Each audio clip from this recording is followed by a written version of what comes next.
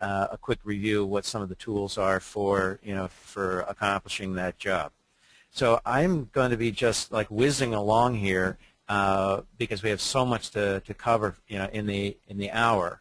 But there will be some questions along the way, and I want people to speak up. And when I say speak up, I mean, type it in, and Bill will repeat the questions or the answers, as we go. So the first thing was, well, what is home performance? Just to give us a background, home performance is a lot of things, but for me, it's a problem solver, and by being a problem solver, it in turn becomes a sales generator, for you. All right, and what do I mean by that? Okay, it's like it's a problem solver because home performance, okay, is really applying engineering, okay, to a home in order to make them healthier, safer, more durable, and energy efficient. These are things that heating contractors already do. All we're doing is we're broadening the scope, and we're using tools.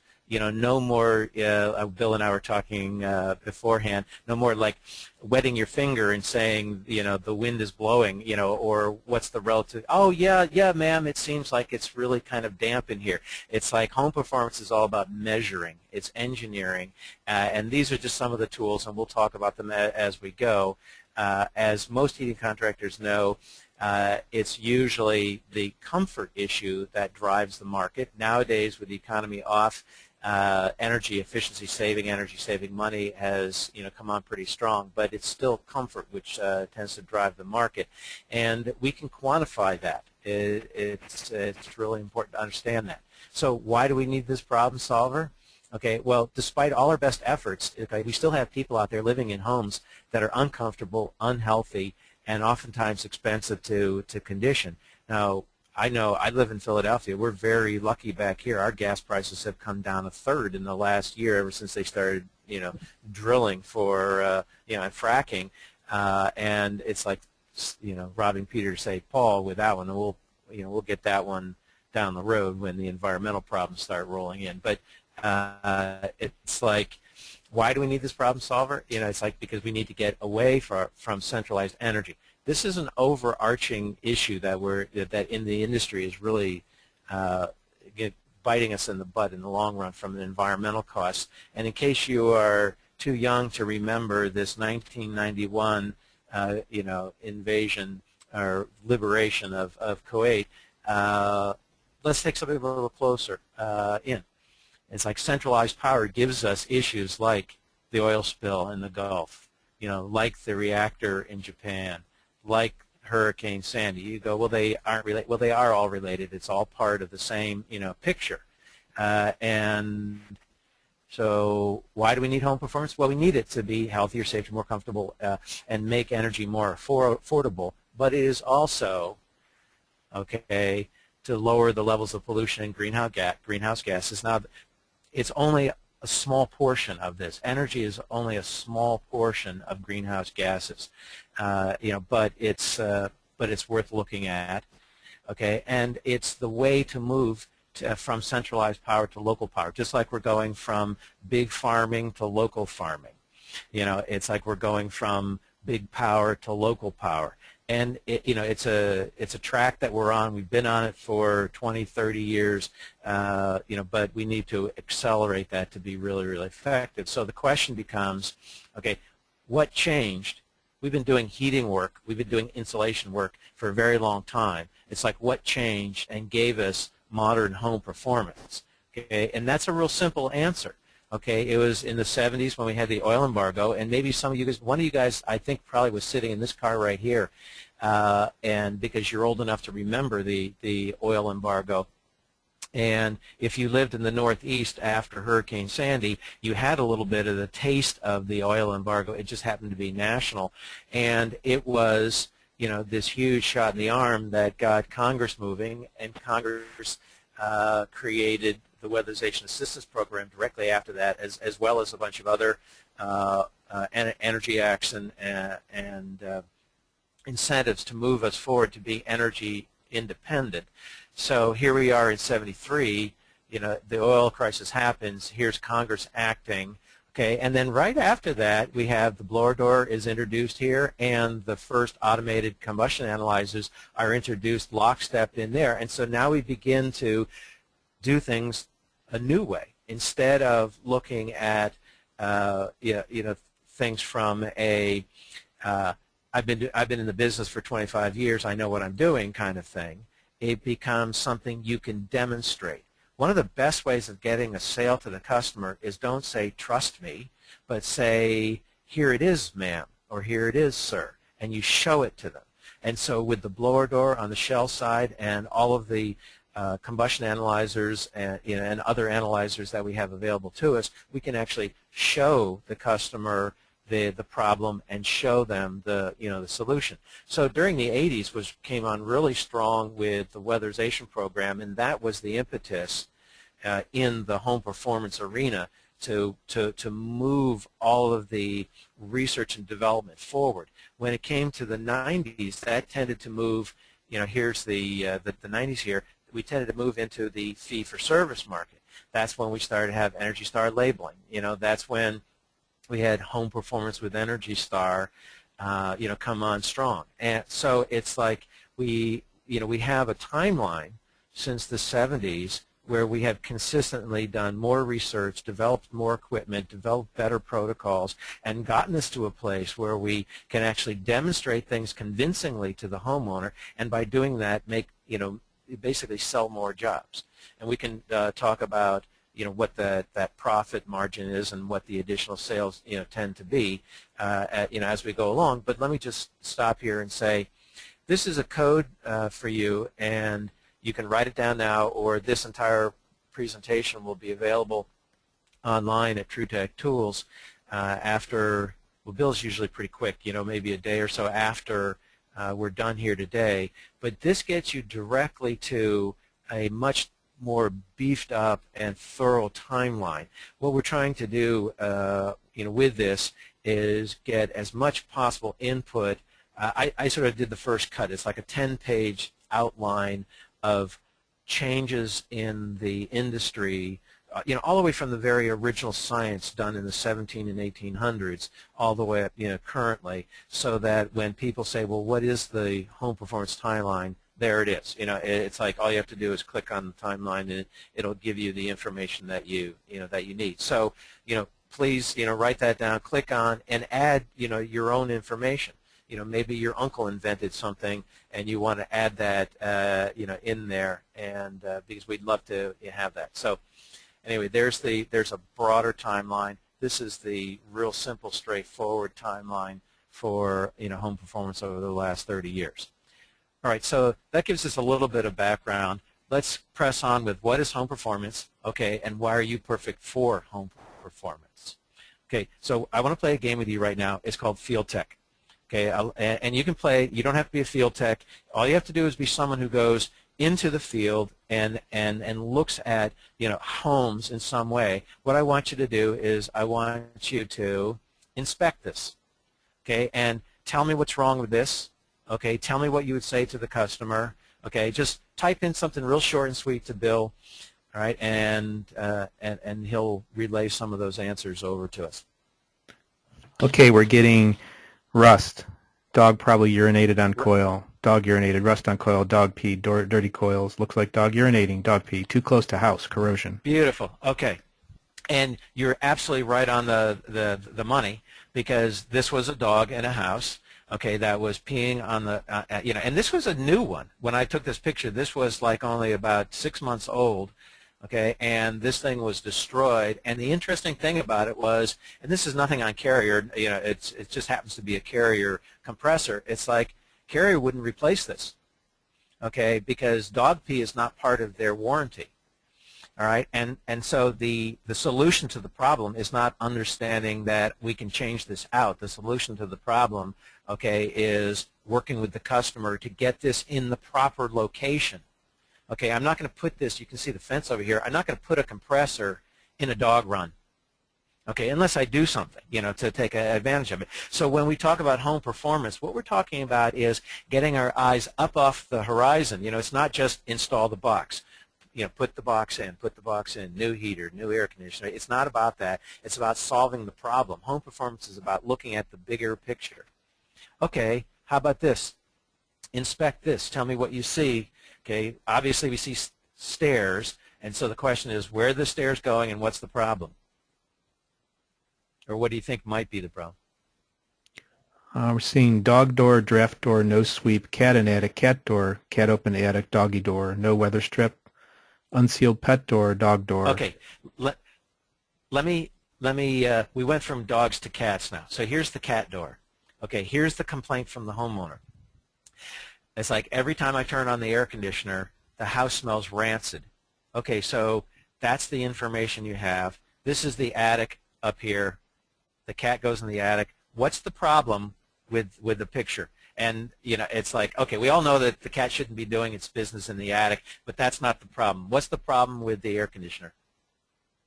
We're hearing air leakage through door, air ducts and attic leakage. Filters need to be changed. AC is in attic, question mark. Okay, so let's take this one step further. Okay, first of all, I really appreciate people typing in so fast. That's great. It keeps us moving along. Air leakage in the ducts. Okay, what side of the ducts? Supply or return?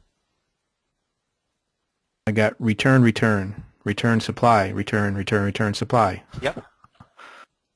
Got it. It's got to be the return because we're sucking air out of the attic. It's the cat's pooping and pissing in the attic, okay, and we're sucking it into the system. If it was on the supply side only, okay, we wouldn't be getting that smell throughout the house, okay. And so understanding from a home performance perspective, understanding the HVAC system, okay, means that we understand the linkage between the system itself and the house, which includes air movement. It includes, air, moisture, and heat, all three.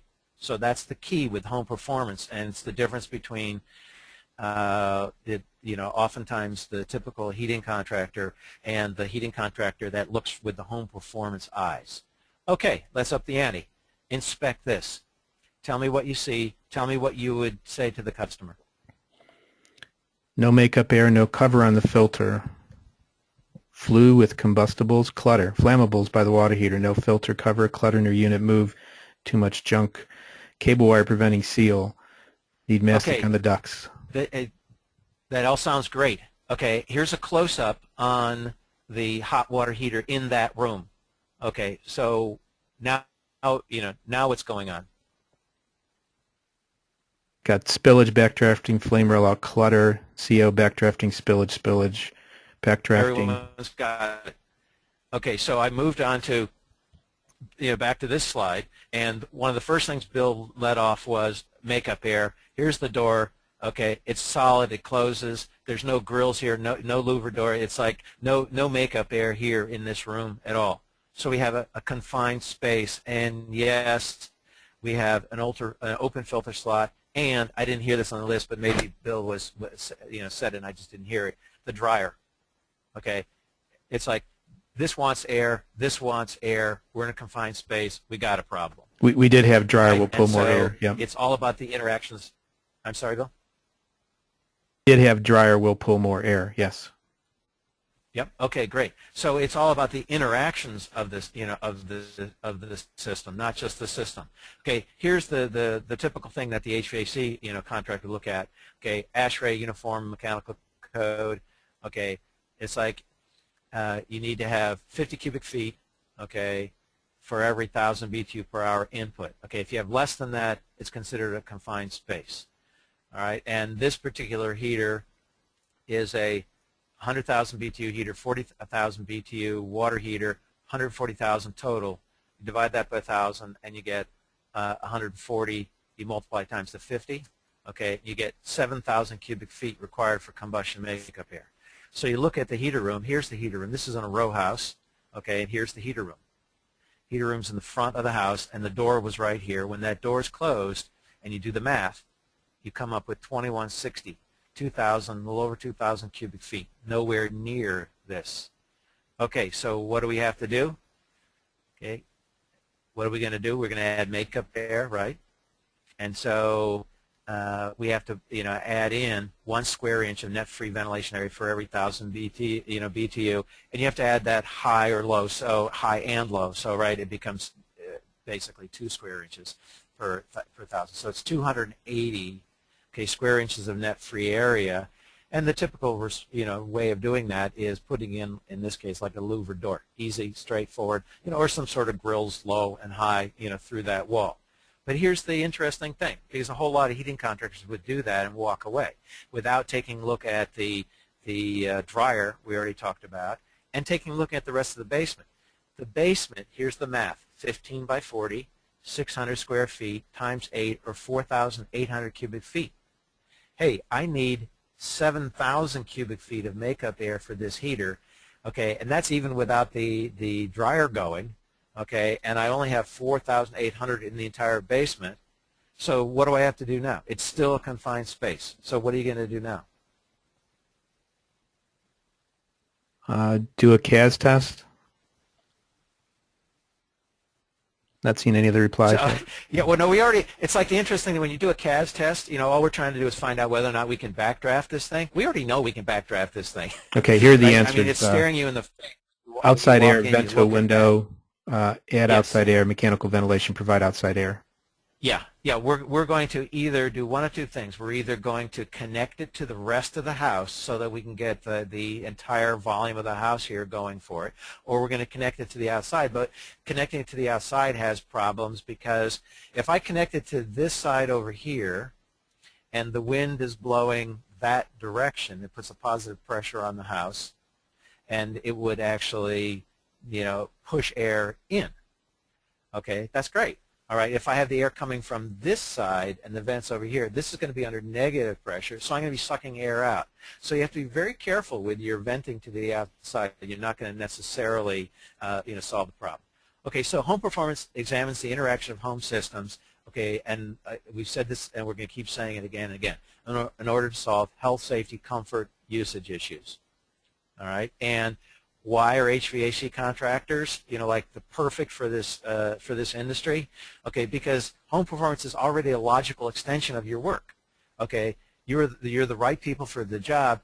And here's a caveat. And for those people that are in the audience that are currently energy auditors, you might bear me out on this, but most energy auditors are still very limited in their technical skills. If you've gone through a BPI training to be certified as an energy auditor and you've passed your test, what you know is the information you need to pass that test. Okay, it's like I've been with plenty of energy auditors out in the field that have no clue how to use the equipment. They've passed the exam, but they still have no clue as to how to use the equipment. Okay, and so, or the implications of stuff. If you've been in the heating industry for 10 years, 5 years, 10 years, 15 years, you have a tremendous volume of information at your fingertips that adding the information from Home Performance will just help you hone your skills. Okay, so it's like you need to be in the industry and in homes in order to really, pick this information, pick this information up. I did get All a couple right, questions here that I wanted to bring sure, up. Absolutely, let's go for it. One is, can the return leakage create positive pressure in the conditioned space? Yeah, absolutely. And if you've got, anytime you have two separate areas, okay, and you have a leakage in one area, okay, the opposite kind of thing is going to happen in the other area, whether it's the attic to the house or the crawl space to the house. If I have a depressurization or negative pressure return side leakage in the attic, I'm going to tend to have a positive pressure in the house, and vice versa. If I have a positive pressure in the attic, I'm going to tend to, not always, but I'm going to tend to have a negative pressure in the house. And it's really simple when you see the heating system in a forced hot air system as a circle. The same amount of air going out has to come back. If I'm sucking air in on the return side in the attic, okay, what I'm doing is satisfying some of that loop from attic air, and that's going to tend to make the house go positive. Now, that has a lot to do with how leaky the house is, how leaky the attic is, those kinds of things. It's not just a total done deal. Okay, but yeah, the tendency is when you leak on the return side in the attic, you're going to have positive pressure in the house. When you leak on the supply side in the attic, you're going to have a negative pressure inside the house. And all of this has implications, in terms of the functionality of the equipment, in terms of the moisture in the house, the comfort in the house. It's a huge dynamic. The house is a huge dynamic, and the one thing that heating contractors need to pick up on, and that's the home performance idea that it's the whole house. We need to look at the whole house, not just the heater. Any another question, Bill? Yeah, 100,000 cubic feet is not enough if there's net negative pressure. Doesn't gas code require worst case test, CAS? Yeah, it's like anytime you're doing work on the house, you're testing in, you're testing out. You're gonna have to do that worst case depressurization test after you think you've solved the problem. Okay, and so I'll just zip back up here a couple slides, like to this one right here. Okay, if I'm an auditor and I'm in here and I see here's the water heater here and here's the heater here, and I see the evidence of that, okay, and I create my worst case depressurization, which would mean the door closed, the dryer on. Probably. There may be additional things to that, but that would be a general way that you would create the worst case in that particular unit. I mean, there's steps that you need to do in order to establish worst case, but that would probably include this door being closed, okay, here, and the dryer on. Okay, the way you identify whether or not you've solved the problem, is as soon as you fail your worst case here with the water heater, you open this door fully, and then you test again. It's the same thing BPI requires you. If you're failing tests in worst case, you back your way out of worst case. Well, the easiest thing to do in this particular case is ask yourself, if I put in louvered door, would it solve the problem? You open the door. And in this particular house, okay, it probably would still be backdrafting, and you'd have to go up the stairs and open the door to going into the house. I mean, you get to play with it. As an auditor, you don't have to wait for the work to be done to test out. You can simulate what's going to happen down the road by just doing a certain number of things in the house. Turning fans off, isolating the room, opening the room, things like that. But BPI requires you to actually do this test as a test out. So after you've actually done the work, you have to ask yourself, this question: have I solved the problem? And the only way you know that is by actually testing out. All right, so I'm going to move on here and just talk real briefly about this concept of talking to the heater or talking to the house. And, for new people in the industry, I'm always basically trying to get them to understand how to be Sherlock Holmes. Okay, how to put on that amazing ability to observe and understand. All right, and so this is one way of just trying to understand, put it in context. All right, I want you to picture meeting someone. All right, and how you deal with that person for the first time. Let's say in a business meeting. Okay, you're going to be meeting that person as maybe it's a new client, maybe you're trying to solicit business, whatever. It's like, what do you do? Okay, are you smiling? Are you shaking hands? Are you paying attention? You can just answer to yourself. It's like, what do you normally do when you meet someone for the first time? Okay, let's change that and put it into a personal context. You're on a first date.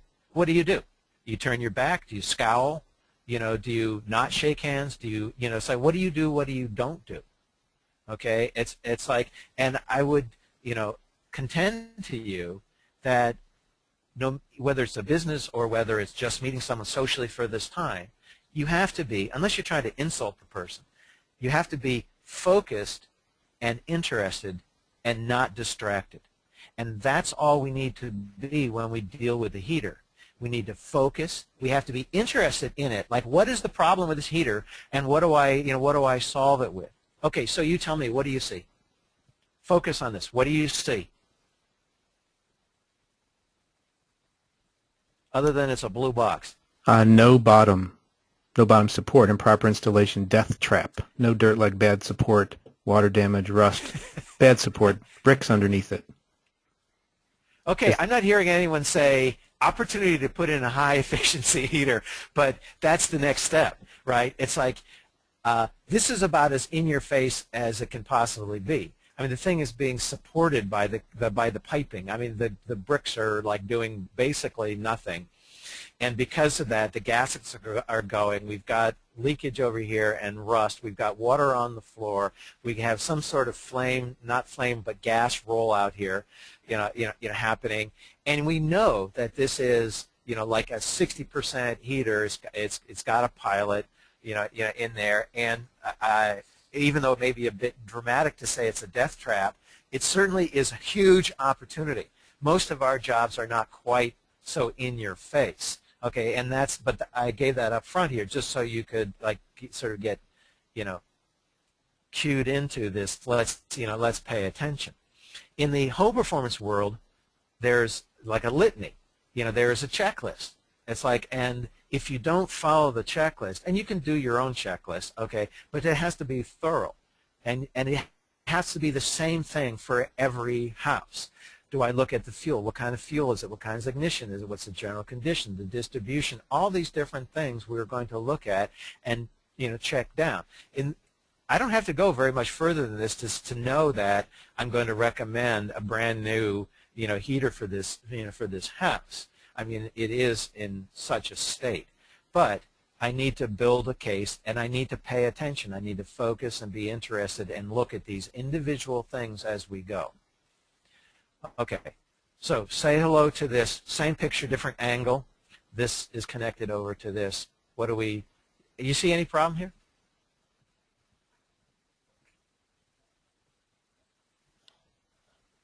Electrical, wires under pipe, no dielectric, wire running under flue, screws missing, wire too close to flue, LOL on the wire. Safety problem, electrical, no pitch, too long of a vent, wire passing in the hot zone. Okay, great. Sorry, Bill. I'm sure you got a lot more to read there. Yeah, I mean, I'm waiting for this wire to get heated up enough that it comes in contact with the water heating system, and so the person taking the shower gets electrocuted. Of course that wouldn't happen, but we'd blow everything in the house when that happened. But it's like, thank God the electrician put this under this, because it would have melted a lot faster if it was over the top of it. But, I mean, this is an extreme case. I want you to focus in on this. Why do we have the rust? Why is there so much rust around the entry into the chimney?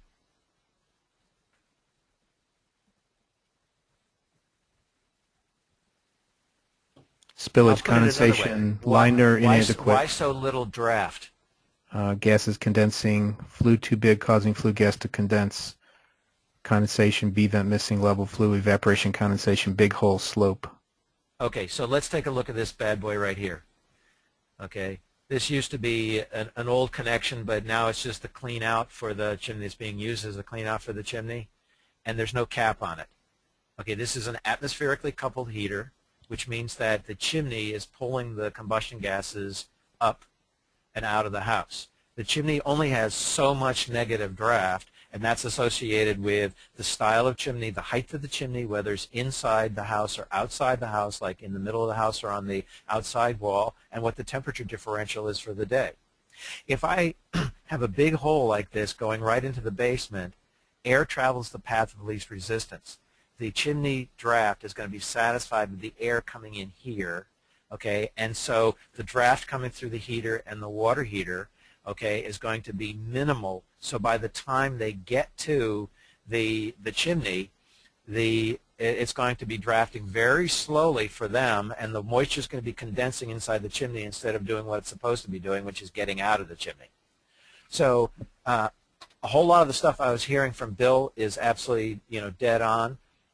Okay, we need to pay attention to slopes and pressures, and we also need to just pay attention to simple functionality. Okay, what's going on, with, what's the air going up the flue? Okay, say hello. What do you see?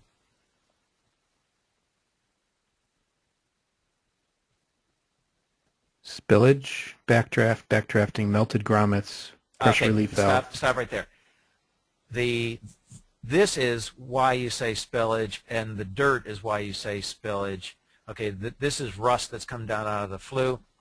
Okay, and this is clear evidence of superheated gases coming out instead of going up. Now the, excuse me.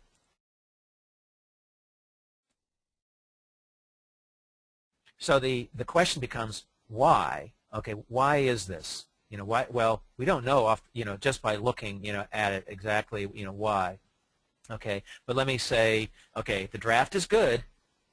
There's no competition for air, and it's not in a confined space. There's only one other thing it could be. What is it? Plug vent, elbows, block chimney, dead bird in chimney, clog. Okay, so the difference is when I say good draft, draft is measured usually about a foot above the heater. So the draft from where you test to the outside, the atmosphere, is okay.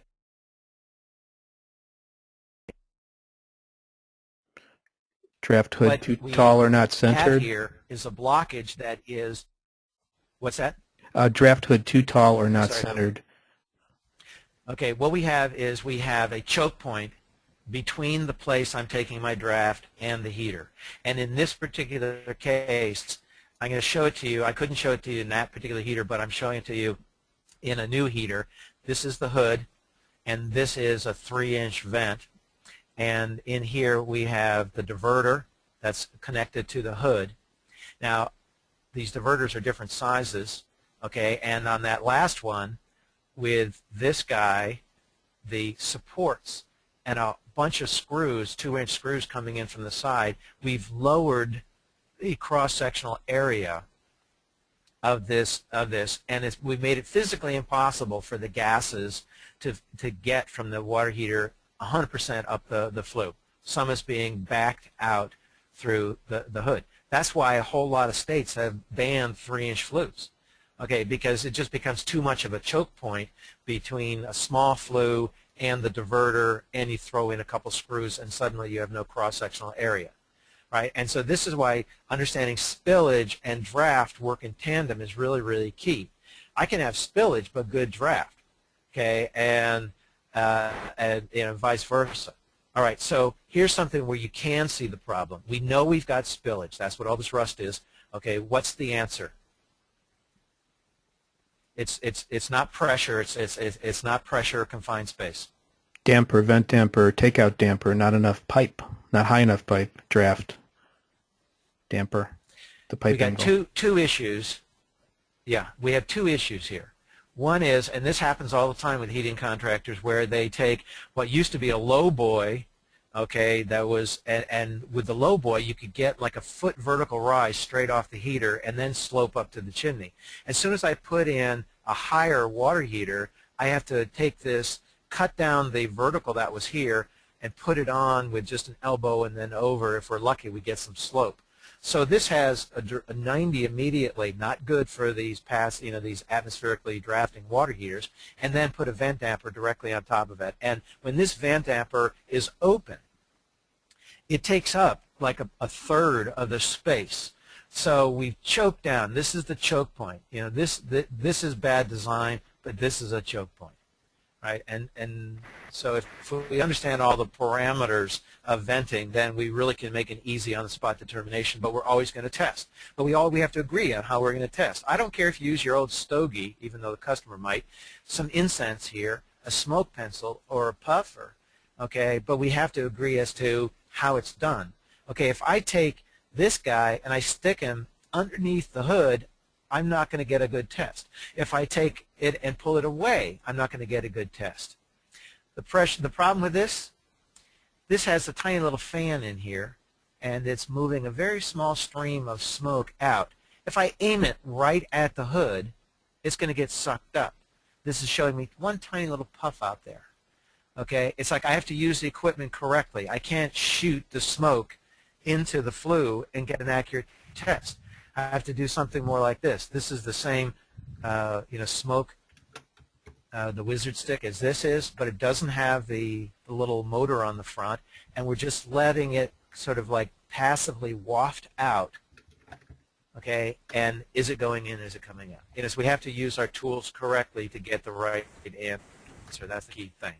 And that's true of draft as well as spillage. Okay, spillage is down here around the hood.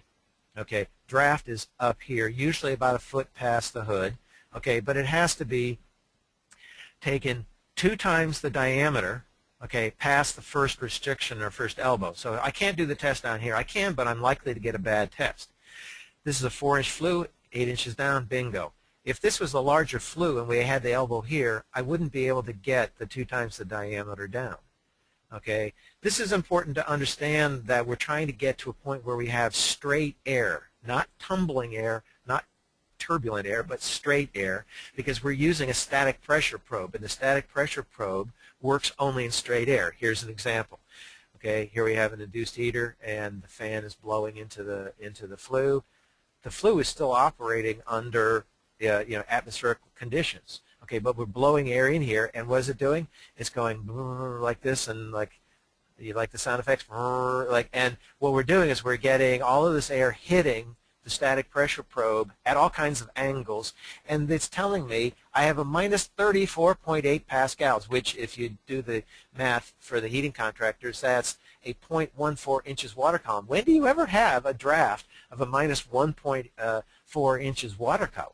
You know, it's in a naturally drafting heater. It just doesn't happen. Okay, and so where does this test need to be taken? It needs to be taken up here, 2 times the diameter, or roughly a foot up, and the actual measurement is a minus 5 pascals, or in terms of inches water column, a 0.02. That's making sense. As a heating contractor, I go, okay, that's 0.02, 0.03. I mean, I can have a bigger draft, but it's like these make more sense. So I got to do my test in the right location, and so Home Performance is a stickler for that. Okay, so for the folks that are down south, okay, it's like write in on this. What's the problem? What do you see, about this? This is a crawl space in I think it's North Carolina. Yeah, condensation. Okay, what's happening here? Condensation on ducts, uninsulated ducts, no insulation, unconditioned, condensation water on ducts, leaky supply, mold, moisture. Okay, great. Fantastic. So, but it's not from uninsulated ducts. We know we have a damp crawl space, okay, and the moisture in the air is going to condense on a cold surface. This is a insulated duct, but we still have this, okay? Any ideas what's wrong?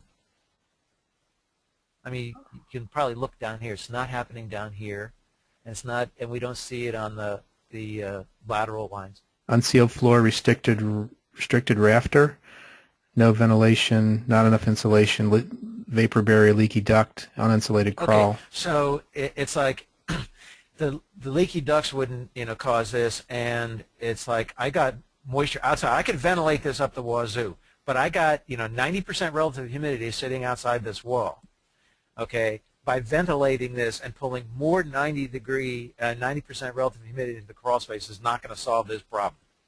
Okay, the problem with this particular case, I mean, if we were to isolate it, do a better job on the floor, air seal it, pull this inside the living space, that's the solution.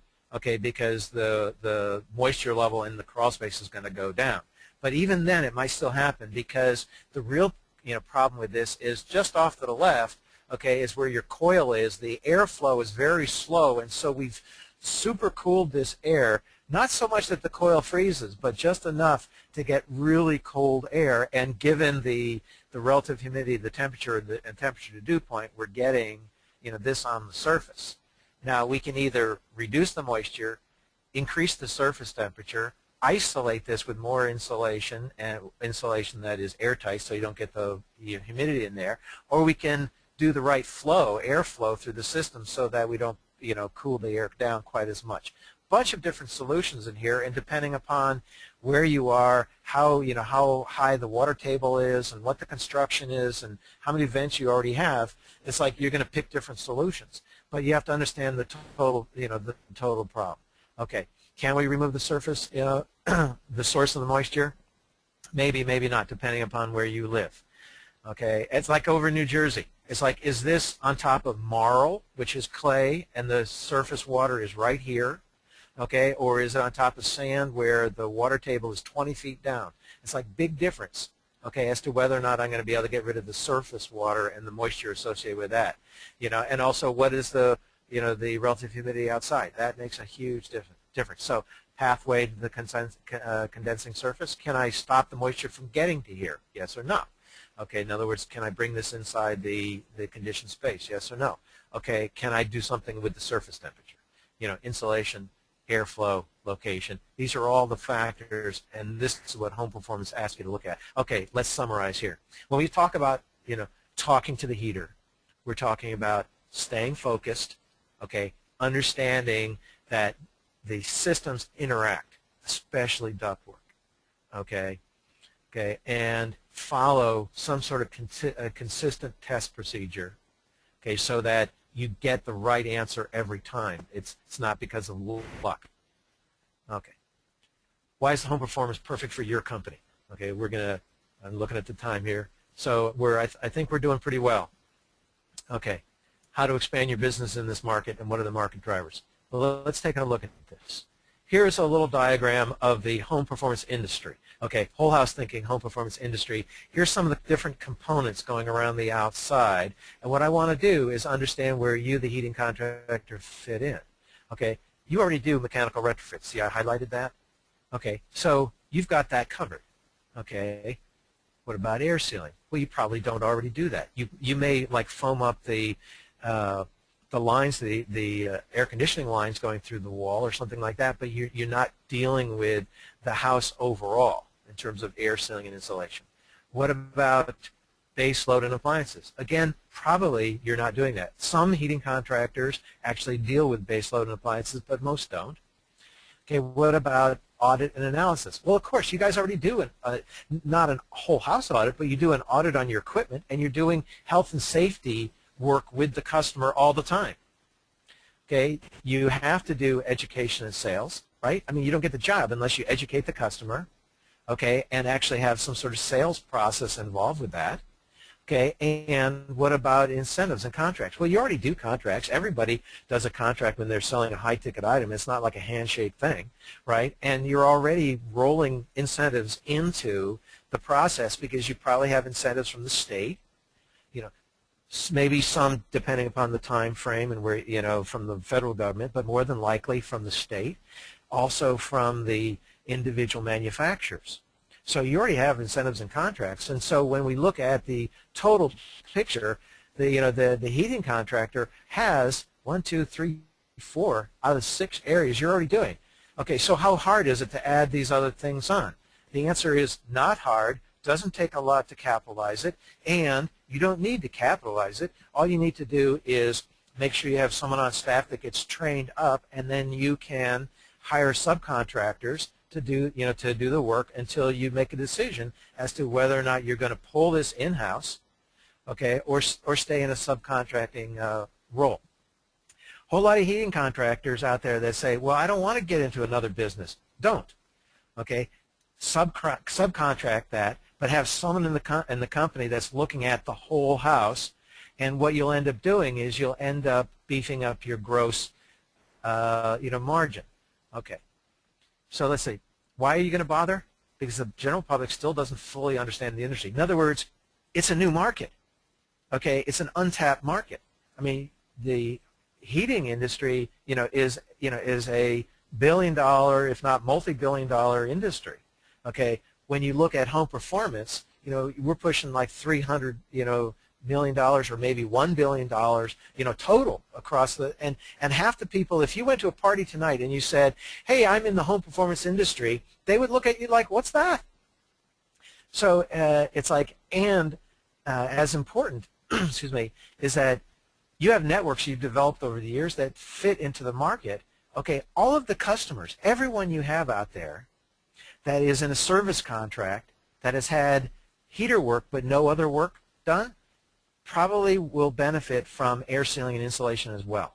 So you can open up old markets and you can take advantage of new markets. The average HVAC sale is around $7,000. You can double that with home performance. Now that's gross, it's not net, but it's like you can make reasonably good money by expanding into the industry. Okay, this is just the residential industry.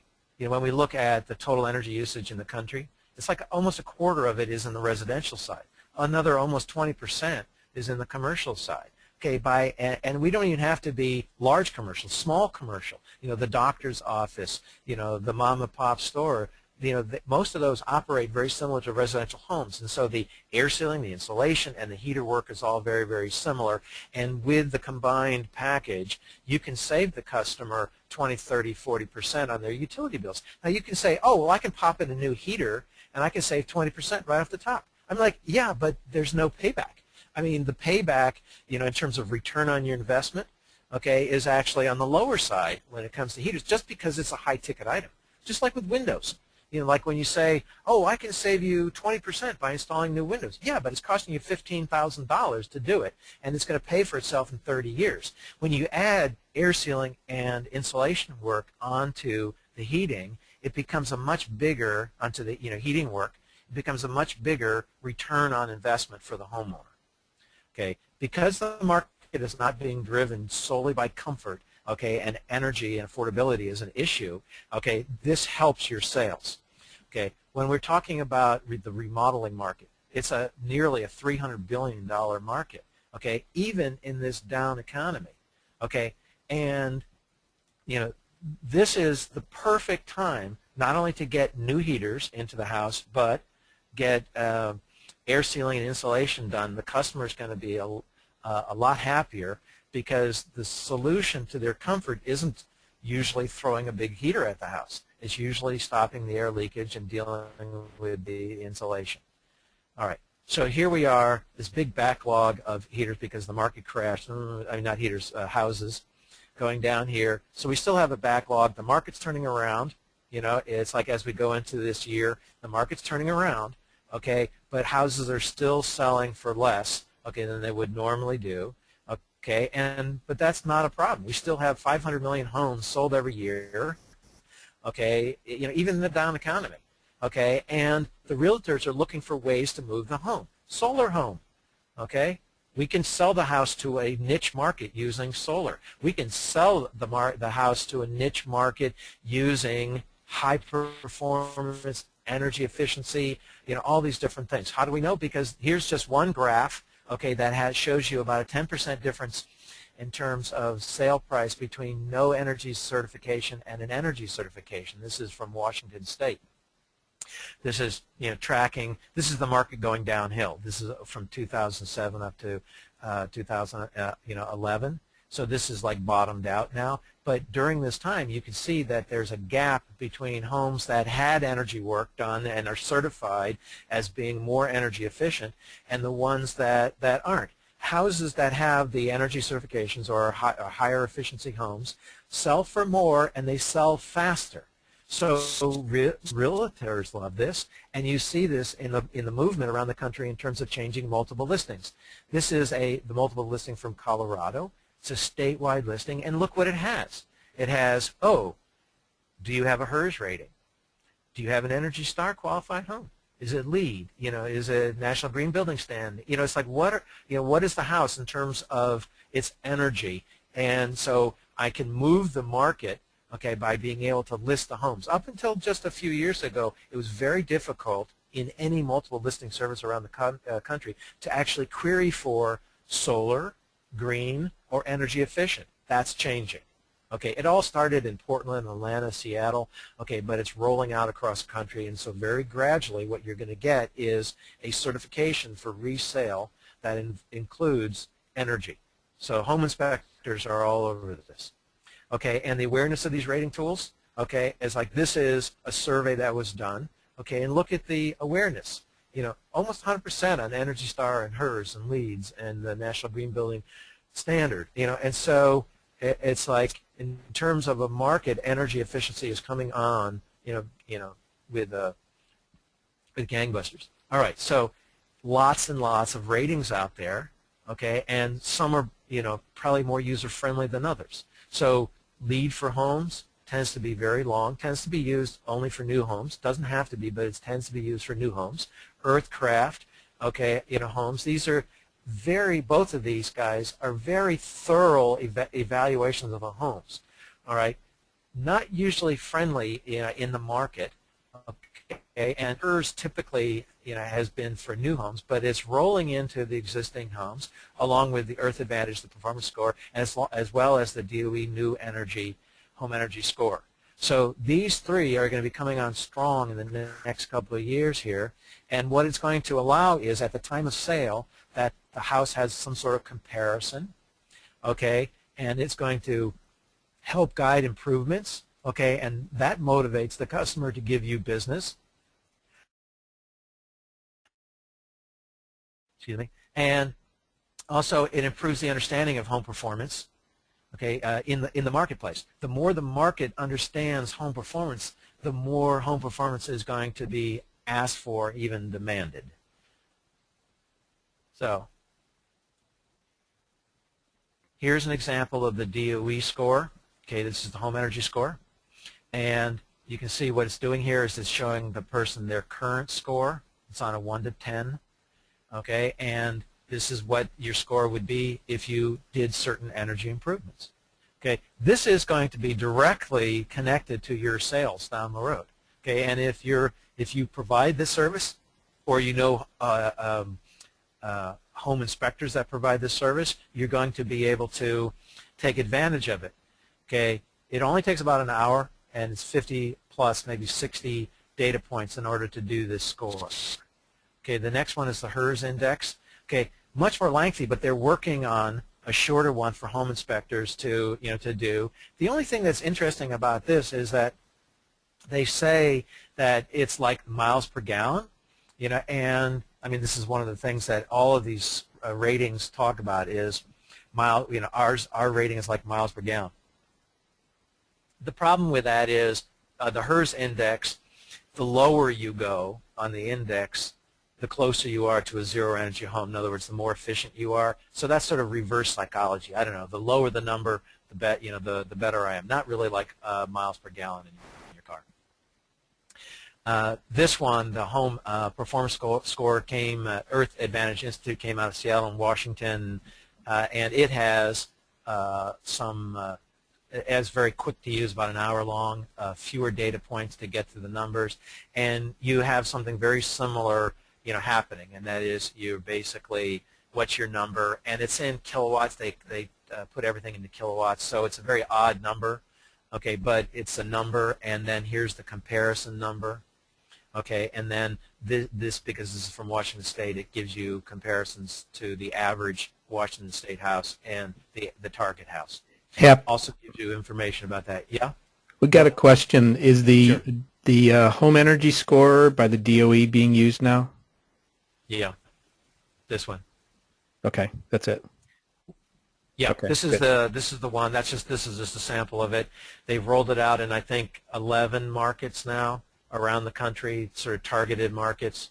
About a year ago they did a sampling around a different cities, and maybe the person who was talking about it in your comment, Bill, it was one of those people. And what they found was that it really didn't track with actual usage, in the house, and they went back to tweak it. I think it's a much better instrument now, and it's beginning to roll out. I mean, the interesting thing here is like you're looking at, maybe 7,000, usages on the DOE. If there's someone from DOE out there or someone who knows the answer, maybe they can type that in. But we're looking at the low thousands for the actual audits that have been done with this. Comes to HERS, we've done like over 1 million. I think it's 1.5 million last time around. So this has really penetrated the market, but most of that is new construction, and it's not quite the same for older houses and rehabs. The home energy performance score, I think they're up to about 20,000 audits right now. You're looking at the number here, 15,000 homes completed in different pilot programs. I think they're up to about 20,000 now. So this has been getting a fair amount of traction out there recently. But those are the only three that are in the market right now that actually have been road tested, that are that are out there. A lot of local programs, lots of state programs, lots of other scoring. These are the only ones that I've seen that are actually national, that can be done like this in an hour, in a shorter time frame, with a minimal amount of data sets. And of course, actually, let me go back to that. And of course, these things look at the house as what they call an asset. It's just looking at the house. It's not looking at behavior, okay, in the house at all. The customer's usage may be extremely low, extremely high. It's not rating the customer's usage. It's rating the house. All right. Now, what's moving the market? Let's just talk real quickly about, what is moving the home performance market right now. Obviously, the media, okay, and the green revolution has helped. Everything's green. The media likes to talk about the green. The interesting thing about the green, okay, is that it's just a simple emotional response to all the technical things that we're doing. Okay, if you look at the overarching science of pollution and greenhouse gases, then you bring that down into lower specific things like energy efficiency, heat loss, heat gain, heater efficiency, all these things. And a green is just an entree point for the consumer, because you can talk about green and sort of generally mean something. Okay, lack of utility generation. This is huge in states that don't have the capacity to generate new electricity. Okay, if you're like in Delaware or Maryland or New Jersey where you don't have new power plants online, you're buying power, okay, from other states like Pennsylvania, that have either coal, natural gas, or nuclear plants. Okay, and the industry is spending billions and billions of dollars to upgrade and create new infrastructure. But for utilities, it's cheaper to actually, save energy. And that's why, what is the cheapest watt for utility and a customer? It's what you save, as opposed to throwing billions of dollars on new infrastructure. That's why I started the entire thing by saying, look, this is not just about homes. This is about our environment. Okay, it's also about national security. When you look at a centralized plant, it's a target. Okay, you look at decentralized plants, what am I going to do? I mean, it's like I'm a terrorist, I'm going to go bomb someone's solar panel. I mean, it's like, it's just, you're changing the game. Decentralized power changes the game environmentally, cost-wise, and from a security standpoint. Okay, regulations, programs, politics, these all change it.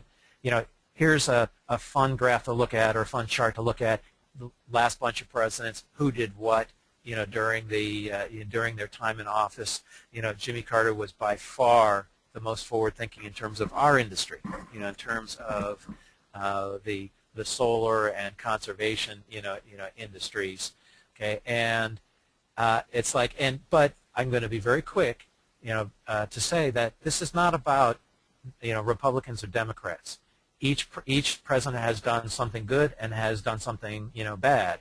What this is about is consensus on the federal level. It's really difficult to get consensus as to, how to move forward with our energy independence. All right, this is what we've been able to do over the years, despite changing, Congress, Senate, and President. The Energy Star has been the one beacon nationally that has given us more than over 1 million homes certified with with Energy Star, and then more recently Home Performance with Energy Star, which is for older homes. Okay, and we're looking at 150,000 homes, and that's just going to continue to grow and grow and grow. The industry has gone ballistic in the last couple of years, but these have been the guiding lights. The Energy Star programs have been the guiding lights.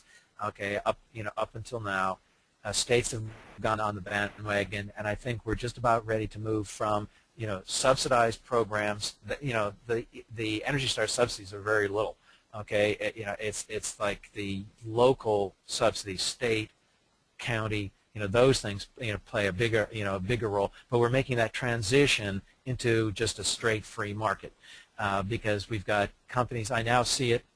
People have been calling me up. Hi, I represent Joe Schmo from the blank industry, and we have enough capital to create our own programs. We don't need to have the state finance or underwrite the financing. We can finance our own programs. Okay, so what are what's the results of some of these programs? More states are getting on the bandwagon for home performance. More utilities are involved. Okay, and those are utilities and utility commissions where they have the need. Generally speaking, this is just generally, okay, utilities that have tons of generation capacity could really care less. Okay, they do token stuff. Okay, the trend toward low and no interest loans, huge for the for our industry. Okay, and generally a more informed public. Still have a lot to go on that. Okay, there are lots of market opportunities. Okay, you can expand into the energy efficient remodeling. You can expand into auditing. You can do the labeling like we were just talking about with the DOE label or the performance score label. Okay, you can do upgrades, and you can work with realtors. I mean, as a, this is for you, the heating contractor. It's like you can expand into all these different, areas. How about, let's say you don't want to take on home performance. Okay, it's like if you're not talking to realtors about labeling and about what they're doing in order to list energy efficient properties, in the on the multi-listing services, it's like you're missing a huge opportunity there, because more and more realtors are understanding, that a house that is more energy efficient, more comfortable, lower bills is going to sell for more and quicker. Okay, they're motivated, right? They're motivated to have your services. All right, here's the last topics. How can energy audits make you more money? Well, we've actually talked about that to some degree. Okay, but we'll talk a little bit more and in relationship to the tools. Okay, not all tools are created equal. Okay, so you already have the best audit tool. That is, if you have a good field tech. A good field tech, a well-trained field tech, has all of the eyes, ears, nose, and mouth, okay, connected to an educated brain, okay, that can focus in on the problem, solve the problem, and this is the one thing that field techs are hard-pressed to do: show the problem to the customer in a way that the customer can really understand it. The home performance contractor knows how to do that in spades, okay, because the home performance contractor uses cool things like blower doors like this, where I can turn this blower door on, depressurize the house, and take the customer to the leakiest room, stick their face in front of the door with the door cracked open about 3 inches, and the customer's going to say, "Oh my God, oh, I always knew there was so much leakage in there, blah, blah, blah, blah, blah, blah, blah, blah." And what you've done is you've made a problem that they've known about, have had a difficult time talking about, and you've made it real, okay? And there's, only like a couple other things I want to hear out of that customer's mouth after that. One is, if I'm with the the woman of the house, I want her to say, I don't want her to say this, but it happens all the time, "I told my husband this." Okay, and because what she's saying is, I've expressed my my experience, okay, and my husband hasn't been validating my experience because he didn't have the same experience. And what you just did is you validated that experience, and it can go both ways. It's not just the women in the house. It's just when you're in the home more often than not, you're going to be talking to the woman of the house. So the blower door makes it real. Okay, the combustion analyzers make it real. This is pressure testing with the blower door going. I can feel the leaks, but I can also test. There's a register under here. I can use the manometer, and I can get an idea of the leakiness of the duct system. I'm not measuring flow with this particular product. I'm just measuring roughly, sort of leakiness, and I can do the same kind of test without, the little plastic thing here, and stick it into the attic and get a feel for the attic. I can also do this test without the blower door running. I can stick this in the attic, stick the probe in the attic, turn the HVAC system on, and tell you whether or not there's any air leakage in the HVAC system in the attic. The tools can tell the story, but the tools are mean squat unless you can take that and show it to the homeowner. So the tools are the cool thing. All right. So here is a manometer. This tells me the pressure differential between two spots. Here's a hose going into a bedroom. Bedroom door is closed. Customer says this bedroom's cold. And I go, "No shit. I've got a 14 Pascal pressure difference between the room and the hallway." That was French, just by the way. This is a pressure differential across the door. What's happening? I'm pumping air into the room, okay, but it's not returning to the heater. There's no problem in this room when I open the door. You know, this is one of those houses that had a hardwood floor and they put in carpeting and they never undercut the door. There's no return in the room. So when this door opens and closes, it goes across the carpet, and all we needed to do was open the door, the pressure goes to 0, and we know we have a solution. You know, and oh, by the way, we're also going to look at the air sealing and the insulation of that room because they're a contributing factor as well. But, you know, tools like pressure gauges can be used all over the houses to answer questions. All right, here's a question for you. This stuff down here at the bottom, that's water. It looks a little bit, you know, disgusting, but that's water. Okay, it's from the Delaware River. And every time the tide comes in, it goes to here or here or here or here or here or here. You can see the tide marks. Okay, this crawl space is never dry. Well, in a drought season it may be, but it's never dry. And it's a 50-year-old house. Tell me, why does this wood look brand new? Okay, it should be like rotting. Why isn't it rotting? I'm waiting for the space is heated by leaky ducts. It's being heated, supply ducts. It's petrified, leaks. I love that. Yeah, this is petrified wood here, or it's actually wood textured concrete. But no, the first person had it dead on. This is a supply duct. The supply duct is neither insulated nor air sealed, and we're conditioning the space. When we talk about bringing crawl spaces into the thermal and pressure boundary, we're talking about conditioning it. This is a conditioned crawl space, and so the beams, the woods up here, are always warm during the wintertime. This is a vented crawl space. Okay, if it was vented and we didn't have this in here, the house would have fallen down within a couple of years because we would have had mold everywhere and rot everywhere. But what's happened is, because the wood is warm enough that we don't have condensation on it, we don't have liquid water on it, having a high relative humidity down here isn't a problem. The problem is when the humidity condenses on the wood, and then we have the ability to rot the wood because mold will grow on, on the surface. Okay, this is a 50-year-old house. It's a balloon-framed house. This is a conditioned space. Okay, we have tons of moisture floating around down here in vapor form. Where's the problem? In the walls. In the attic, upper floors, it's not attic. In the walls. Attic. I'll tell you where it's not in the walls, because walls are poorly insulated, very short, okay, and very narrow, okay, and are usually warm enough to keep condensation from happening in there. Now, as soon as you get to colder, really colder climates, you have to be in like the upper states, like Maine and Canada and stuff like that, for that to happen. Okay. I'm sorry, Bill. I jumped on that right after someone said the walls. So it's not in the walls. Where is it? Attic, walls leading up to the attic, balloon roof, attic. This is the attic right here. Okay, this problem, and this is rotted. You can push your finger into that wood. The moisture travels up through the balloon framing, okay, and it gets into the attic and then condenses on the first, cold surface that is below the dew point, and that's usually the underside of the roof deck. Okay, this is how you would normally see the problem to begin with. Over here, you see a little bit of rust on the nails. The nails are cold enough to condense, but the wood isn't. Okay, you start lowering the temperature of the attic a little bit, and you end up getting mold onto the wood surfaces, and it's almost always going to happen on the roof deck before the rafters, for two reasons. Okay, the plywood on the roof deck isn't wood. Okay, it's a veneer, and it's very easy to grow mold and rot immediately. Wood like the rafter and this old board roof, decking, okay, can absorb moisture and then release moisture because it still has the cellular structure to it. And so this is a 50-year-old house that's been getting tons and tons of moisture in it every day for all those years, and it's just now beginning to rot. Okay, a lot of resilience in this roof, no resilience in roofs that have plywood.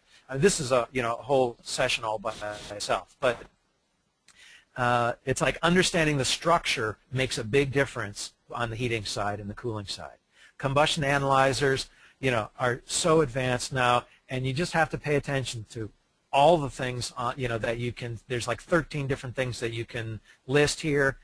CO and CO air free is critical. Okay, and if you have excess air in heaters, normally is between like 40 and 80%. It's right sort of in the middle in terms of percentages. As soon as you end up getting excess air over 100%, you better be looking at CO air free, okay, instead of just CO. So I'm not going to spend any more than a few seconds on any one of these things here, but these are all very cool instruments that make a difference to you. Having some sort of ambient CO tester with you, meter with you, will make the difference between walking into a dangerous situation or not, and you can use it to monitor what's going on in the heating zone, in the combustion zone, while you're doing your testing to stay safe. Okay, same way with the gas leak detectors. It's like it's going to help you from walking into a dangerous situation, and will make a big difference in terms of safety for the customer. Okay, this is one that even home performance contractors and auditors don't have. You have to have some sort of moisture meter. This is probably the best one for the money. It's a pad style moisture meter, which means it sends out a radio frequency and receives a bounce back. It measures density, okay, and so you have to know how to use it, but you can set it for different scales. Here are the different scales on this particular one. So I can set it for concrete or for wood or for roofing materials, and I can get the moisture. It's like you ask yourself, well, I don't care about that. Why does moisture meter make a difference for a heating contractor? Think latent load. Okay, I just went out on 2 troubleshooting jobs in New Jersey in December. Both had condensation that they could not solve on the windows, and you go, well, where's all the moisture coming from? We've got bathroom fans, we've got kitchen fans. Well, you put the moisture meter here on the basement floor, and it just pegs out and screams at you, beep, beep, beep, beep, beep, beep, beep. The concrete slab is saturated. Okay, so condensation in the wintertime on the windows, or how about just reducing latent load for your air conditioning? It's like moisture is a key thing in the house.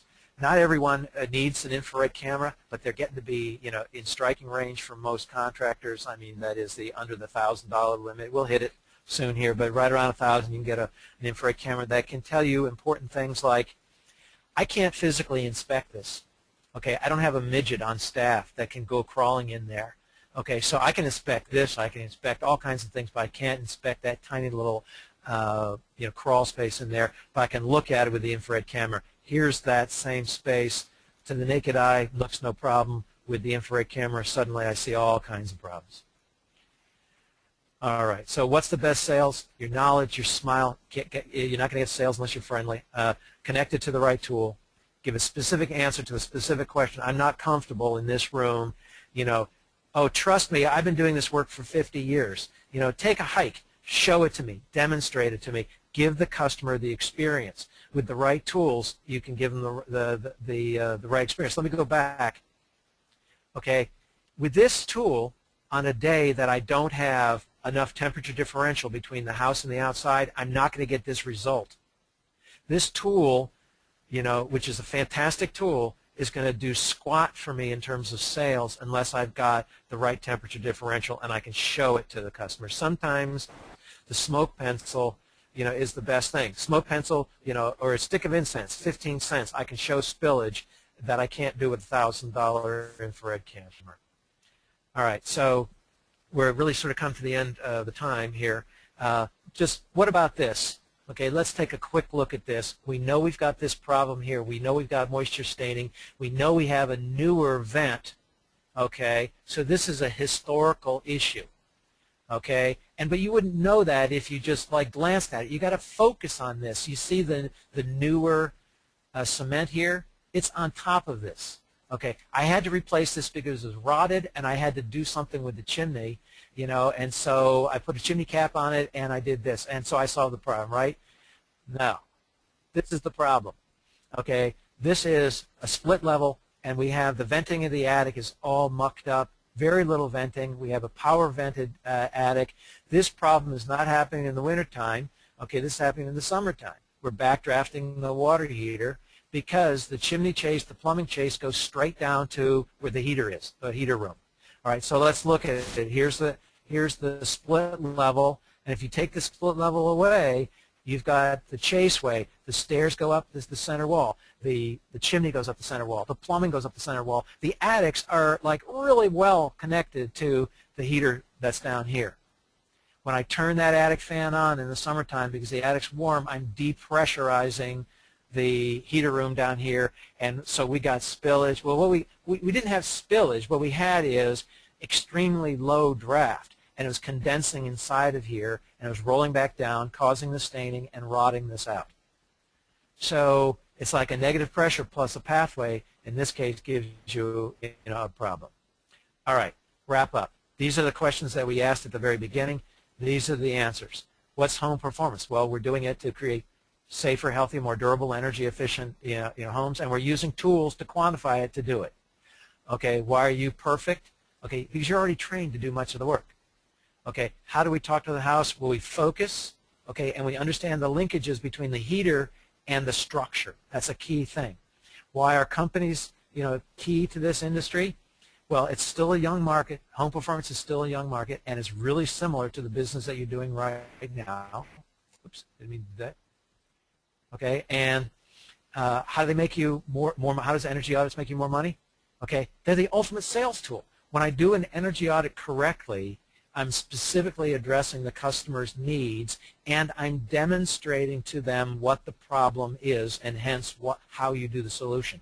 The customer doesn't need to trust you because you're a nice guy. They trust you because you can demonstrate it, to them. Okay, and what tools, are the best tools? Okay, they're the ones that are connected to the educated field tech. Okay, and you guys know that one, already. All right, so here's some resources.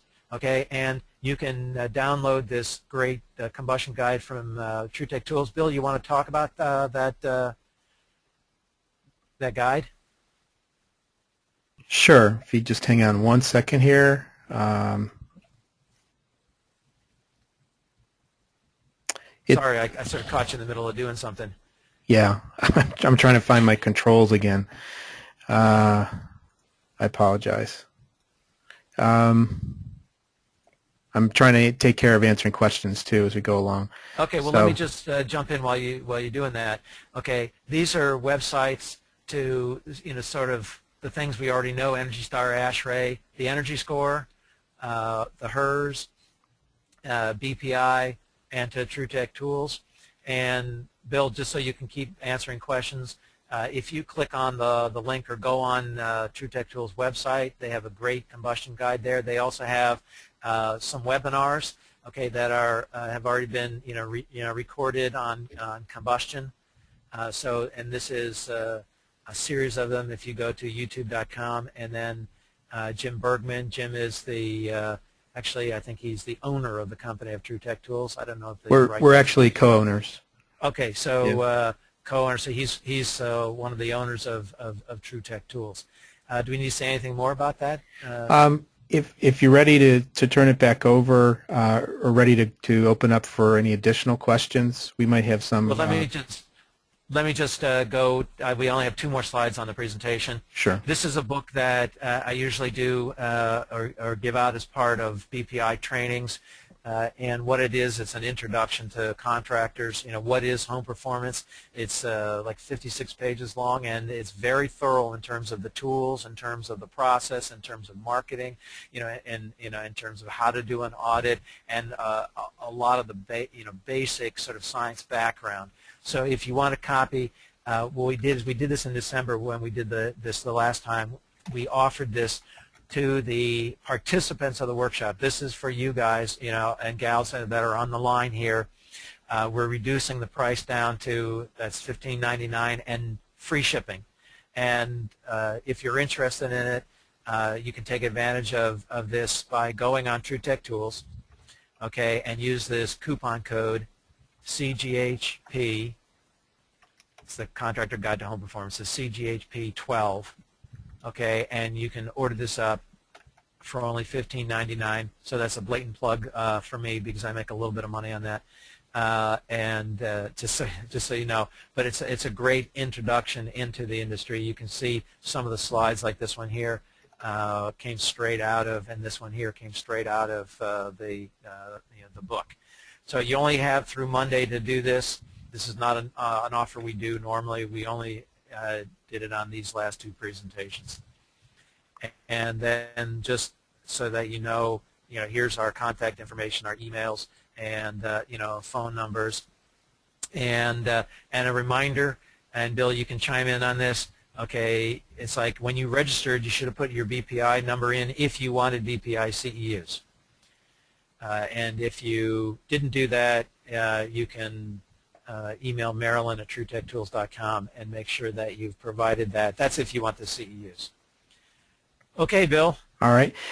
We did get a question here on what do you consider the best energy scoring protocol in use today? Well, that home performance score, the performance score by Earth Advantage out in on the West Coast, I think they're from Washington. It came from Portland, but so I'm not sure. But if you just Googled Earth Advantage, you'd be able to get all the information about that tool. Not only do they have that rating tool, or that scoring tool, which is sort of the quick and easy version, they also have another tool that is a longer version of it that people are using to do energy audits. So I would check that out first. That would be the place that I would send you to. Okay. Did get another question here, a little bit more technical. Can you measure the rough duct leakage by running a blower door in depressurization mode, placing a flow hood over each register instead of using a duct bluster or pressure pan? The answer is yeah, but it's only rough. It's like normally what you do is the subtraction method, but it's like duct blasters are so much better in terms of leakage. Now, if you're trying to do flow, that's a whole other story. Flow you can do one of like 5 different ways, and they're all good and bad depending upon what you're doing. But you wouldn't be using a blower door with it.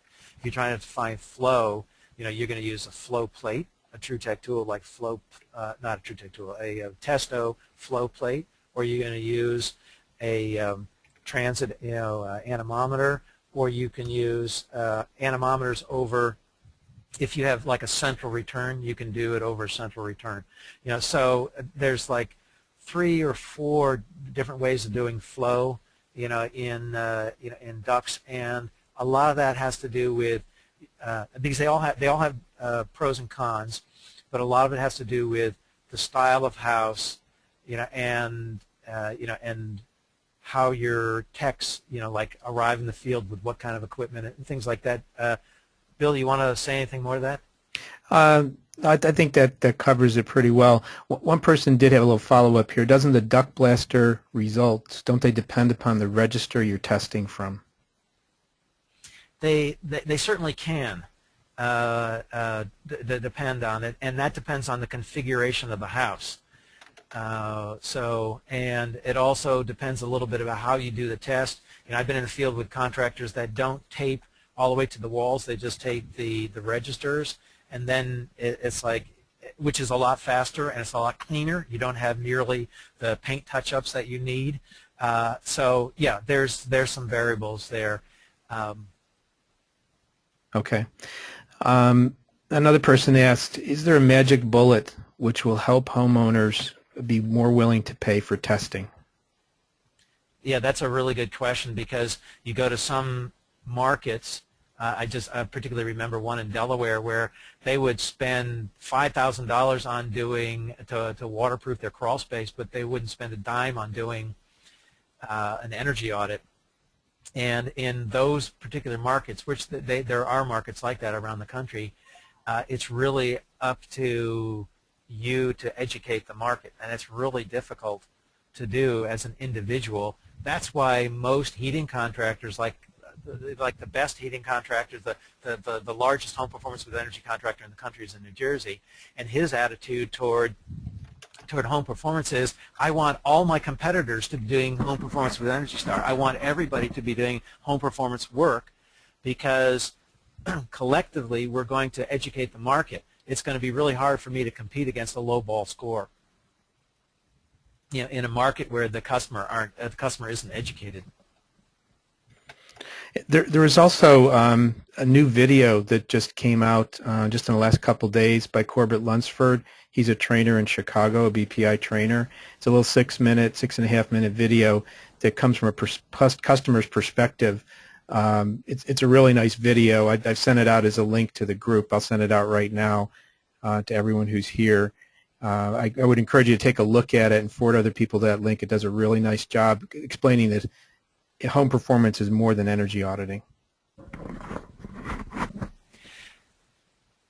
Can you include me on that? You told me about this video, Bill, but I'd love to see it. Sure, definitely. Yep. You know, one of the reasons that I didn't go into the home inspection industry is because everybody's sued upside, downside, you know, right side, left side, while by doing energy audits, which I did for, you know, almost 10 years, it was like the customer's calling you because they have a problem. Okay, if you can legitimately address the problem, demonstrate it like tactfully to the customer with your instruments, you know, it's like with the blower door, with the, you know, with all the different tools you have, and show the customer that there is that they aren't crazy, that there's a specific issue going on here, and there's a specific answer. It's like people are, you know, are much more likely to contract with you. What I found, and this goes back to the question, is that the thing that moved excuse me, my market forward was by being in the newspaper. It's like if you're in the newspaper, people first of all think you're legitimate and that you're wonderful, and second of all, it's like you can, you know, educate the customer by what you're doing. And I remember I was scheduling when I first started doing energy auditing on my own. It was like I was scheduling like weeks in advance, and when the first time I was in the newspaper, it was like a full color photograph of me with the blower door, you know, in the real estate section, and I immediately went to scheduling like 3 months out. I had like, you know, 100 people in the queue because everyone was saying, hey, you know, my house is drafty and my bills are too high, and this guy can give me answers. So it's like you can drive your own market, but it's really nice when you have multiple like contractors helping out, or in the case of Home Performance with Energy Star program, oftentimes there's a very small marketing co-op with the Energy Star folks in order to help educate the customer. Okay, thank you. Any legal liabilities in doing home performance for homeowners? Any common ones, main ones? Well, there's liabilities happen in all kinds of different, you know, shapes and sizes. As a heating contractor, you already have probably more liability than anyone else, you know, because you've got this box that if it's not installed right, you know, you can have fires or you can have explosions and things like that. So I think heating contractors are already very used to assuming a certain amount of liability.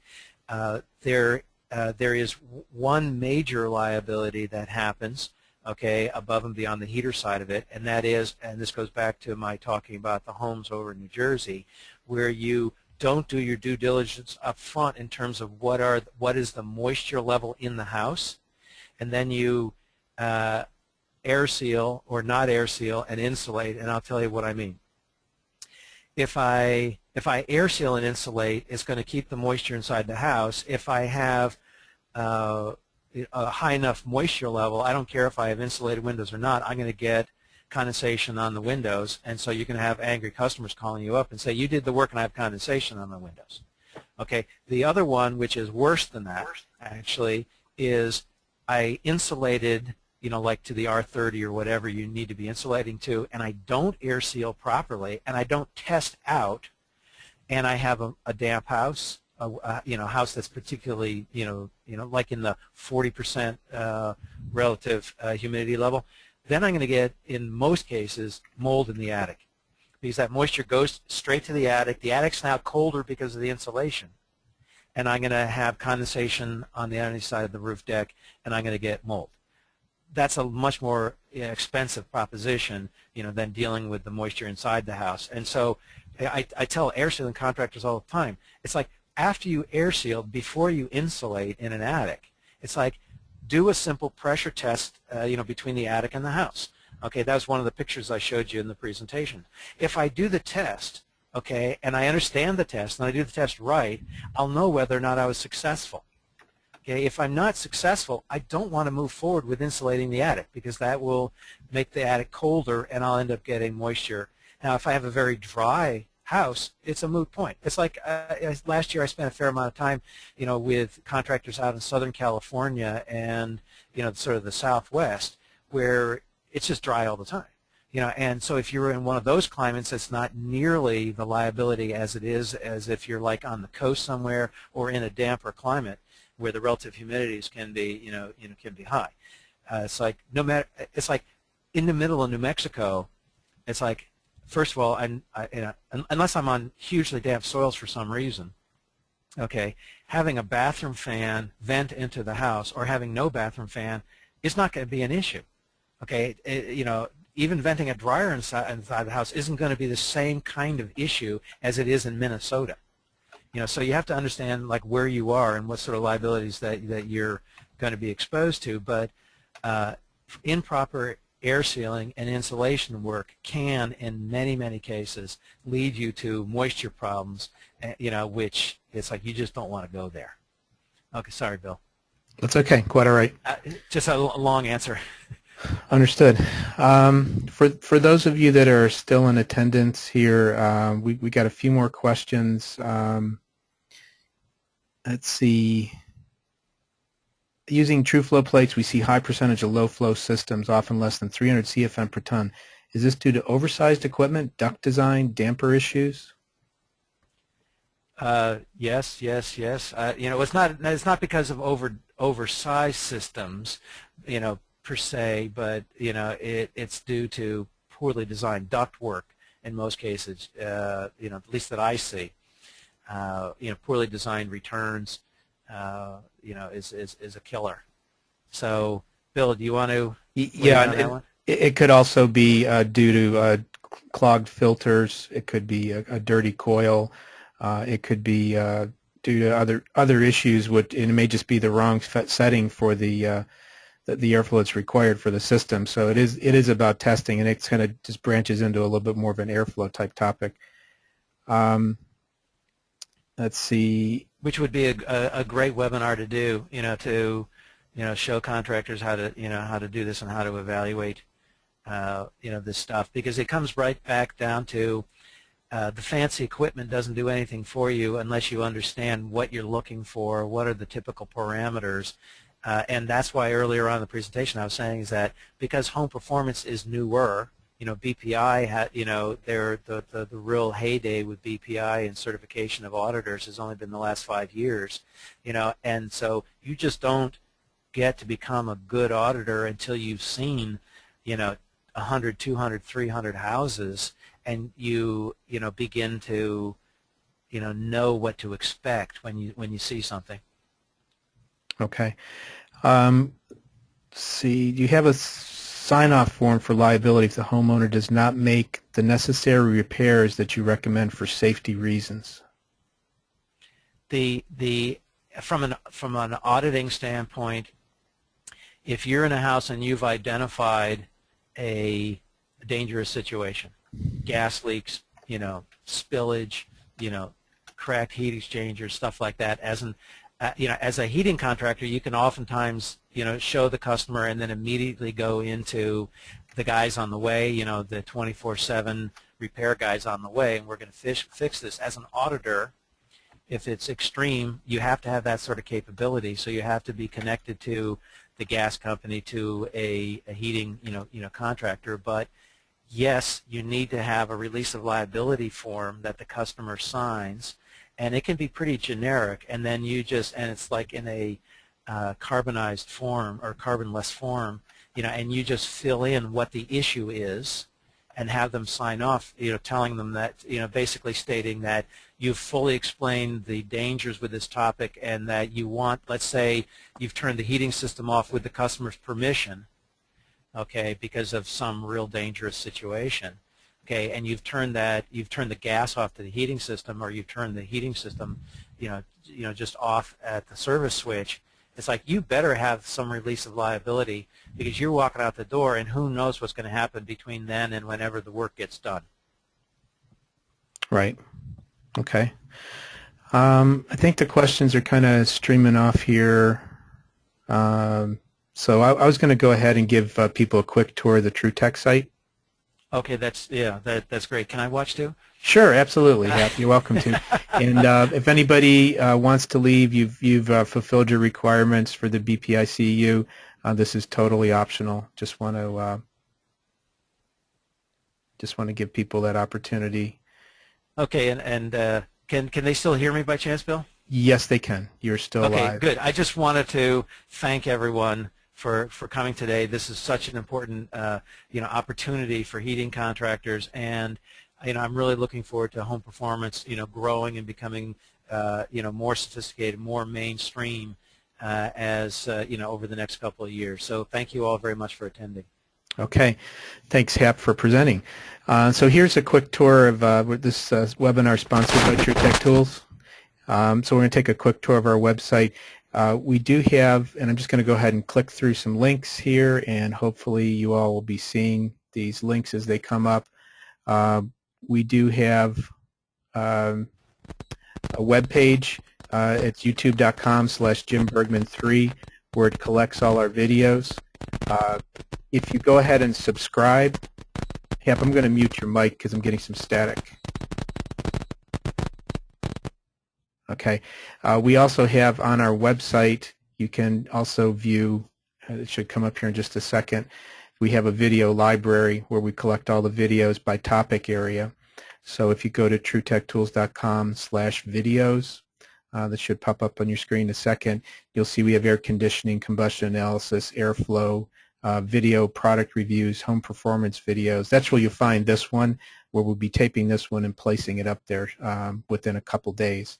If you'd like to subscribe to our YouTube channel, what will happen is you'll receive an email when we post a new video, so you don't ever have to think to go back. You'll just receive notice when something pops up, so that's kind of a convenient way to see things. But just so you can see, there's various videos. We have details in this air conditioning category on what the topic is covered, and then there's a video that you can see presented there. We are also one of the first distributors to resell a product called the BPI BSP, the Building Science Principles. It's a certificate of knowledge. What happens there is for $198 you receive a guide which has got, I think it's about a 200-page book that covers the principles, the key principles of building science, and access to an online test. At the end of the test, you'll receive a certificate. It's kind of like that first step between having just general public knowledge about the topic and then BPI certification. BPI created this intermediate step, which tends to be handy for, say, sales personnel or people, or, say, an owner of a company who wants to appreciate this but not necessarily needs BPI training. You can go ahead and self-teach with the book, with the reference guide, then take the exam, and then carry a certificate which shows you that you do indeed have some of the basic principles of building science under your belt. Again, going back to the book that Hap has written here, we have it on our site, The Contractor Guide to Home Performance. And if you use that discount code CGHP, which stands for Contractor Guide to Home Performance, followed by the number 12, you'll receive that book for $15.95, I believe, or $15.99, which includes free shipping. So that's a great book that we have available. Some really good testimonials of the book here too. If you look at it on our site, you'll find it at truetechTools.com/CGHP. We also carry a book by Stan Harbuck called the Energy Assessment and Improvement Book for Residential. This is around 270 pages long, a very detailed overview. Basically can be used as a training book for a course. Here's a table of contents where it covers energy basics, house as a system, weatherization requirements, sealants, etc. Very, very detailed and technical with a lot of good illustrations in it. That book is TrueTechTools.com Energy Assessment Book, and that's on sale for $40. We also have thermal imagers by application and brand. Hap did mention that before, that still getting the static on your side, Hap. So I'm going to put you back on mute. The thermal imagers by application and brand, if you're interested in those products, as well as all the other kinds of tools that you would need, moisture meters, airflow meters, etc. We also have a heat exchanger inspection manual, which can be used if you want to identify some of the common failure points for various makes and models of heat exchangers. You'll find that on our site at truetechtools.com/hxbook. That covers about 150 pages of different makes and models of heat exchangers. There's another book that details out more of the testing. It's the Home Performance Diagnostic Guide by Corbett Lunsford. That book is $99. Here's an illustration of the table of contents. This gets very detailed into just the testing, the diagnostic testing aspects, and it's another great guide to kind of complement your library of training. As Hap had mentioned before, we do have a TrueTech Tools free download, which is the Combustion Analysis Guide. All you need to do there is truetechtools.com/combustion guide. Type that in, and then just go ahead and add it to your cart and check out, and you'll receive it for free. You'll see a link to it to download it for free. And just as a reminder for those of you that are out there doing testing, you do need to get your calibration checked on your combustion analyzers. It should be done annually. We do have now at TrueTech Tools a calibration service. That's truetechtools.com/calibration service. And we can do either a verify, which is basically check the function for the carbon monoxide and oxygen, etc., and return shipping for $49, or we'll do verify, calibrate, and return shipping on one sensor for $69. Then, of course, if there's any other things, we'll let you know if you need to get anything else tuned up or repaired with your combustion analyzer. And then one last item here on the tour of the website is True Rewards. It's basically like your credit card membership benefits, where you would receive points for every dollar spent, and then those points can be exchanged for gift certificates or directly to buy products. So there's a couple different ways to use that. If you go to truetechtools.com/true rewards, TRU rewards, or just click this icon near the top of the page where it says True Rewards, you'll see you see the details on the program, and that's available for any customer. Also, if you like us on Facebook or follow us on Twitter, you'll also get 500 points free booked to your account for each one of those. Here's the link to that video we were talking about before. This is the one that Hap had mentioned he wanted to see the link on. The Green Dream Group. We've got a short address here at bit.ly/gdd-hp. That link will take you to this YouTube video. It's about 6 minutes long, and it operates from a customer perspective to get them interested in understanding what's going to happen in a home performance test. Everyone seems to have registered with their BPI CEUs, so if you feel that you did not, if you did, you don't have to contact us again, but if you did not, you can send an email to Marilyn@truetechtools.com with your BPI name, BPI certificate number, and the date of this webinar, and we'll make sure that in a couple days we submit that information to BPI. After we submit it to BPI, they take a look at the attendance records that are generated automatically by the program, the webinar program, and then they take sometimes weeks to log it in to reflect it on your account. So we do our thing within a couple of days, and then BPI may take weeks to log it into your account. You may also be interested in attending some great conferences to learn more kind of hands-on and get quite a bit of interactive information. ACI is a great place for that. In February, on the 5th and 6th in Seattle, there's the Northwest Home Performance Conference, and then the national conference will be held in Denver at the end of April, beginning of May for ACI. And just going back here, if you want to see a recorded session, just go back to the webinars page. There should be a link that says click here for recorded session or a copy of the slides. You'll see that in the webinar page. And here's our contact info at TrueTech Tools, and we hope you enjoyed everything here today. And I'm going to try to bring up the question window real quick and see if there's any other questions that have popped up. And Hap, I'll take you, well, you're off mute now again. Okay, great. Oh, what is the certification called? It's called the, I'll just jump back out here, hopefully. It's called the BPI BSP, Building Science Principles Certificate of Knowledge. So that would be truetechtools.com/BPI BPI-BSP, all uppercase. That's where you would find that. Someone asked about all brands for calibration, Beckrec and Testos. What we do, we'll take a look at other brands. Just give us a call at our toll-free number, which is shown on the screen here. Someone wanted the dates of the Denver conference again. Sorry, I did kind of speed through that. The Denver conference is April 30th through May 3rd, 2013 in Denver. I think... Okay, someone couldn't see the site. It should have popped up afterwards. Probably was just a little bit lagging in the presentation. TrueTech tools, do we calibrate manometers as well? No, we don't do that. Your digital manometers for your RetroTech and Energy Conservatory products have to go back to the manufacturer for those calibrations. We've gotten a lot of questions. We shared the presenter's email. Hap, I think you did that, right? That's yes. Hap at US Green Homes, US Green Home, singular, .com.